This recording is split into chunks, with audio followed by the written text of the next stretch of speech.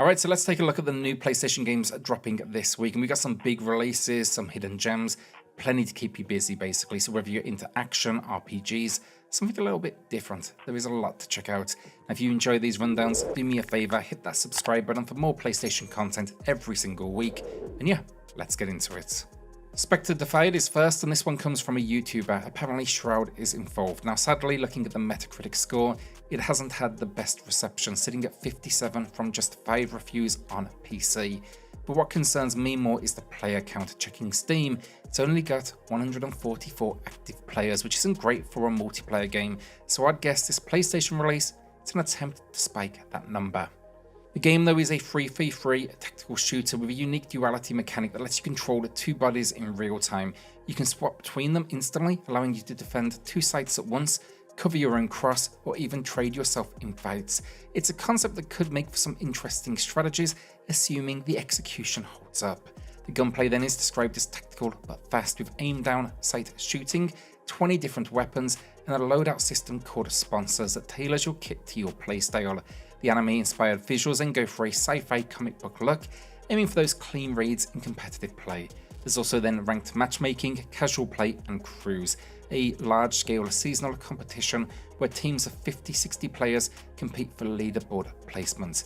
The game boasts then custom networking and anti-cheat measures, but the real question is whether it can build a sustainable player base given, I guess, that Steam reception. So yeah, right now it's looking pretty rough, but we'll see if this PlayStation launch gives it the boost it needs. Ninja 5.0 is finally making a comeback, and for those who don't know, this was originally a Game Boy Advance title, where it's now considered one of the most sought after games on the system. In PAL regions, it was actually known as Ninja Cup, and while I've never played it myself, it is apparently incredible, often ranked as one of the best Game Boy Advance hidden gems. Now you'll be playing as Joe, a detective turned ninja, tasked with stopping high-stakes crimes like bank heists and hijackings across this city. The gameplay though blends fast-paced ninja combat with ninjutsu moves, multiple attack styles, and a grappling hook mechanic that gives it a mix of platforming and action. This version then comes with some modern updates, including a time trial mode where you can replay stages against the clock, a save anytime system, and a rewind feature to fix mistakes. So yeah, look, if you missed out on this back in the day like myself, or maybe weren't willing to pay the collector's prices, it's a great chance to finally play a Game Boy Advance cult classic on PlayStation. Crowns and Pawns Kingdom of Deceit already had a PC and Nintendo Switch release, and it pulled in solid reviews. It currently sits at a 78 rating. Now it's a point and click adventure, and I'm all about those personally, so I'll be checking it out because I never played it on the Switch. I do like the visual style though. It has a mix of hand-painted backgrounds with modern graphical touches. Now the game follows Milda, a girl from Chicago who unexpectedly inherits a house in Lithuania from her grandfather. But when she arrives, an unknown man threatens her, demanding she give up her claim. Instead of backing down, she starts digging into the mysteries of the past, uncovering old documents and clues that link back to 15th century legends, the KGB, and a long-lost relic. Now, gameplay-wise, it's got classic point-and-click mechanics, including environmental puzzles, inventory-based problem-solving, and dialogue choices that shape the world around you. You can also then change Milda's appearance to help solve puzzles, or I guess just for fun. Glover is a classic. It's one I played back in the day. Can't remember too much about it honestly, so I'm excited now here to check it out again because it's definitely a series that deserves some love. Originally released in the late 90s, Glover is a 3D platformer where you control a magical glove on a mission to restore balance to the kingdom. The gameplay, it revolves around rolling, jumping, and manipulating a magic ball to solve puzzles, navigate tricky platforming sections, and take down enemies. Now you'll be exploring 6 worlds, uncovering secrets and power-ups that expand Glover's abilities, and a big part of the challenge here comes from switching between different ball forms, which change how it interacts with the environment. It allows you to get past obstacles or solve puzzles in creative ways. Of course then, there's the evil Glove, who's out to cause chaos and stands between you and saving the kingdom. So yeah, look, if you're into retro platformers, definitely one to keep an eye on. Cladun X3 is a bit of a mystery. I honestly know nothing about it. It's not even on the PlayStation Store yet. The information available doesn't give me a whole lot to go on, but from what I can tell, if you're into retro RPGs, it might be one to keep an eye on. It's the third mainline entry in the Cladun Classic Dungeon series and marks the 15th anniversary of the franchise. It started back on the PSP in 2010. The series though is known for pixel-based character and weapon customization, and this new entry appears to be expanding on that in a big way. So in addition to creating characters and weapons, you can now compose your own music and sound effects with 4 times the capacity of Cladun X2. There's also a customizable town map system where you can design your own world using chip tiles. You can then even connect up to 900 user-created maps to build a completely original world. If you know this game, I'm guessing some of that information I just gave you made sense, but yeah, sounds interesting. I'll definitely be taking a look. 1917, The Alien Invasion Remastered is quite the name, and yes, it's a shoot 'em up that's getting a remaster. This one takes a unique approach, so blending World War I era warfare with an alien invasion, throwing in some over-the-top pixel art, action, and a whole lot of blood and gore for good measure. Set in 1917, Earth is already devastated by war when aliens suddenly descend from the skies, attacking both soldiers and civilians alike. With humanity facing extinction, a scientist takes matters into her own hands. Using fragments of alien wreckage, she basically develops what's called the Red Bezel Bourbon experimental aircraft capable of both atmospheric and interstellar travel.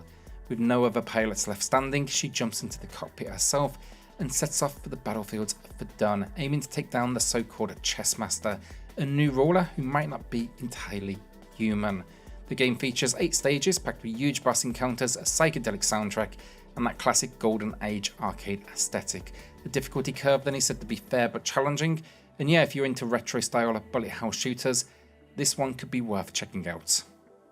PGA Tour 2K25 is finally here. I can't wait for this one. I'm a massive fan of the series. It's been a while since the last entry, so yeah, I'm really excited to see what they're bringing here to the PlayStation 5 release, because interestingly, no PS4 version.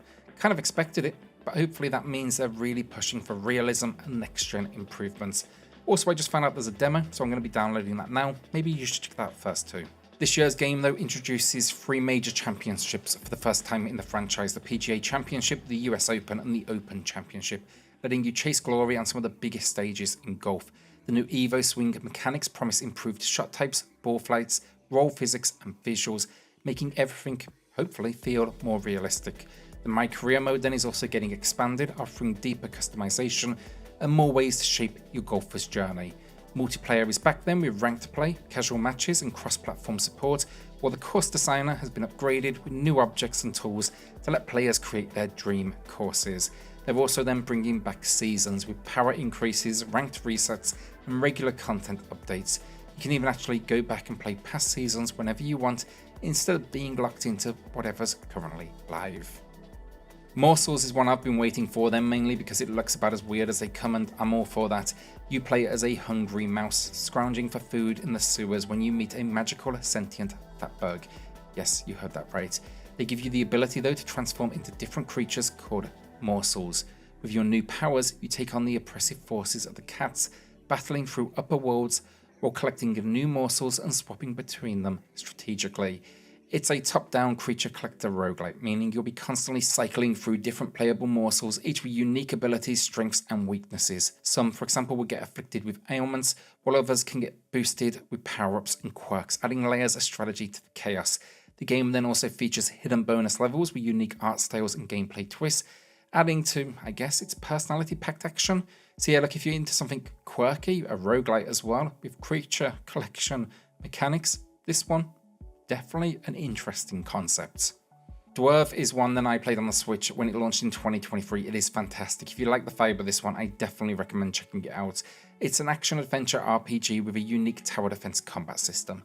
Now you play as a young dwarf tinkerer who ventures into a ruined kingdom, unearthing lost turrets and traps, the only weapons capable of stopping the Witch Queen Thandra and her army of bloodthirsty trolls and monstrous creatures.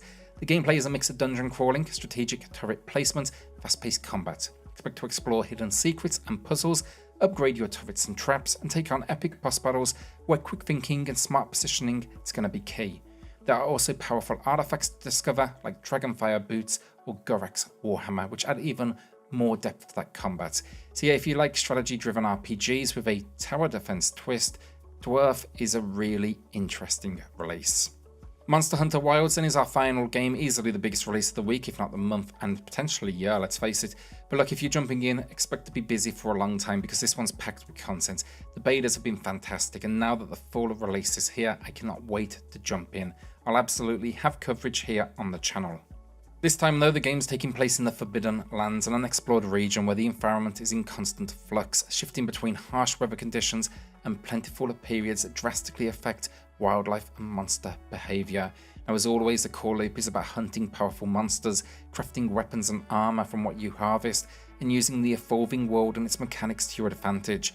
But this time the hunt itself has evolved with new tactics to master as monsters adapt to their surroundings. The story though follows an expedition into the Forbidden Lands sparked by a boy's escape from a mysterious monster that wiped out his village. Along the way though, you'll meet hunting partners, expedition members, all that good stuff that'll be guiding your journey. If you're a Monster Hunter fan, you don't need me to tell you this, just buy it immediately. And that's the new PlayStation games for the week, plenty to dive into from massive releases to some hidden gems. So what will you be playing? Let me know in the comments. And if you did enjoy this, don't forget to subscribe for more PlayStation content every single week. Thanks for watching, catch you on the next one. Cheers all.